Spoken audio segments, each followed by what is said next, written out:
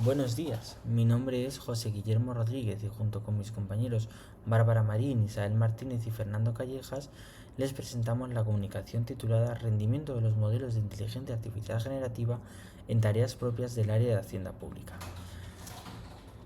A continuación vamos a presentar los principales resultados de esta investigación que aborda una pregunta cada vez más urgente para el profesorado universitario. ¿Qué calidad tienen realmente las respuestas que la inteligencia artificial ofrece a nuestros estudiantes?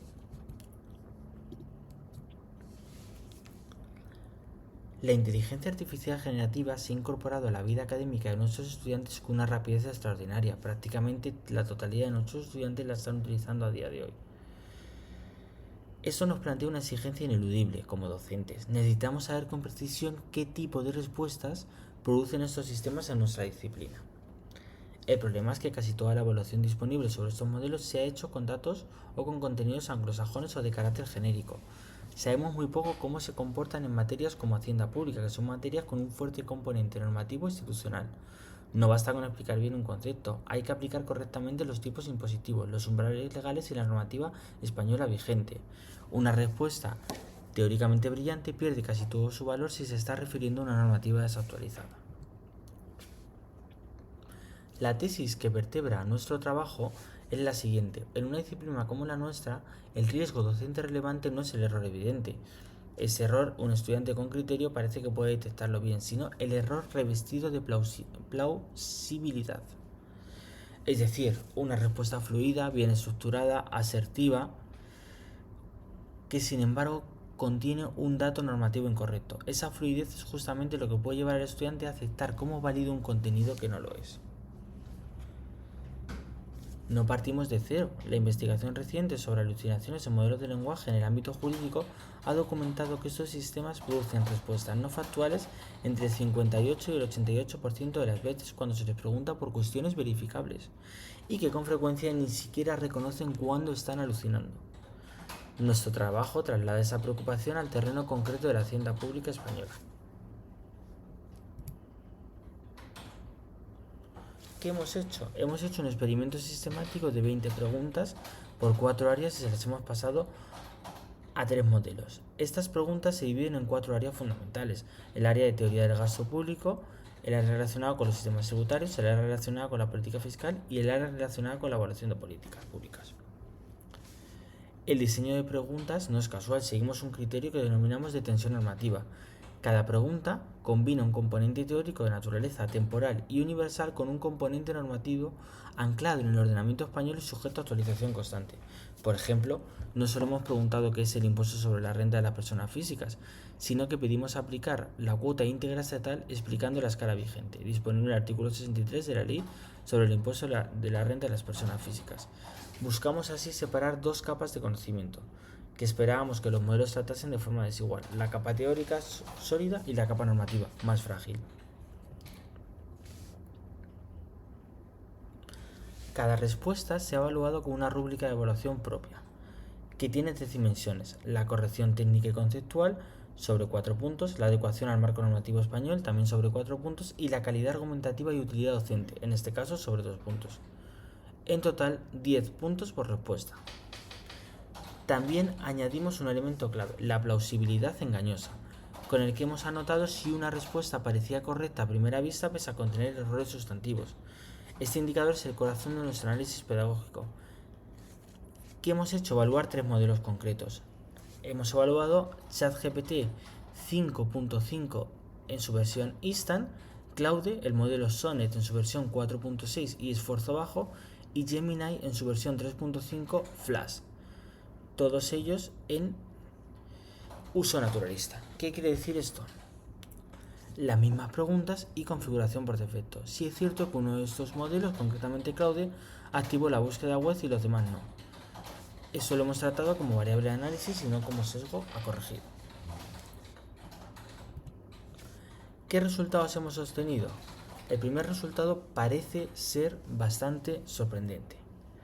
En este sentido, hemos encontrado que los 3 modelos obtienen puntuaciones globalmente muy altas y muy parecidas entre sí, entre 192 y 199 sobre 200. Por lo tanto, las diferencias globales entre modelos son marginales.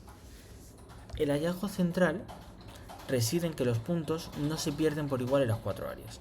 Se pierden de forma sistemática los bloques con mayor densidad normativa, sistemas tributarios y política fiscal, mientras que las áreas teóricas alcanzan prácticamente la puntuación máxima. Cuando desagregamos por dimensiones lo confirmamos.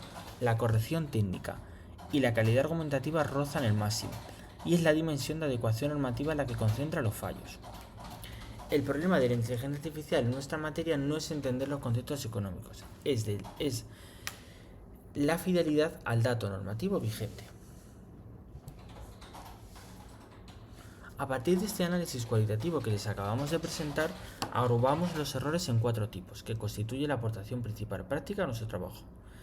El error tipo A es la imprecisión normativa actualizada. Respuestas correctas en lo conceptual, pero con datos imprecisos o desactualizados. El caso más claro fue el del impuesto sobre el patrimonio, donde los 3 modelos se enumeraron de forma confusa las comunidades con bonificación del 100% y los umbrales del impuesto temporal de solidaridad a las grandes fortunas. El error tipo B es la confusión de categorías jurídicas. Esto es,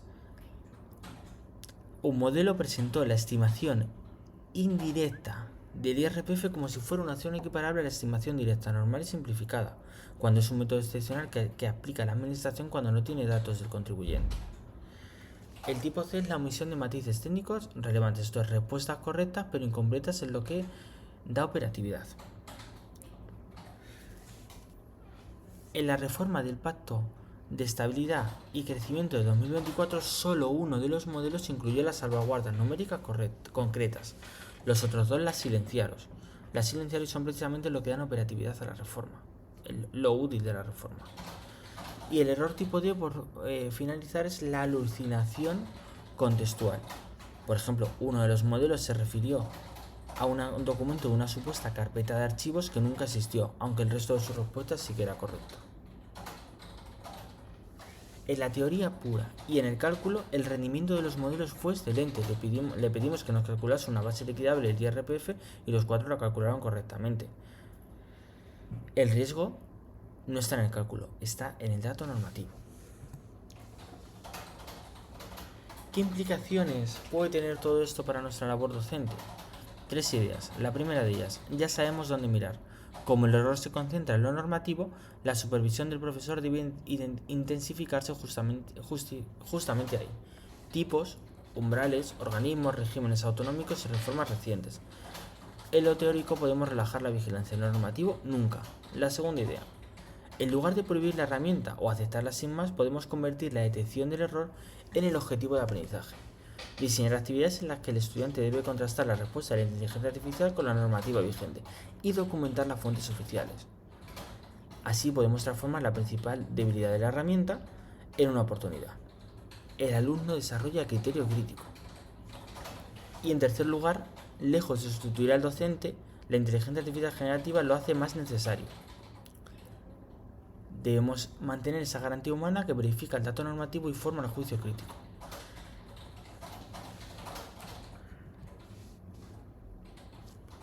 Concluyendo, nuestro trabajo lo que permite es confirmar que los modelos de inteligencia artificial generativa rinden bastante bien en conjunto y además están en constante evolución, pero con un patrón nítido.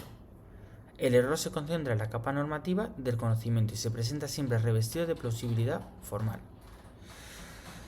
que es lo que lo hace bastante peligroso en el aula, que el estudiante acepte per se la respuesta de la IA sin comprobarla.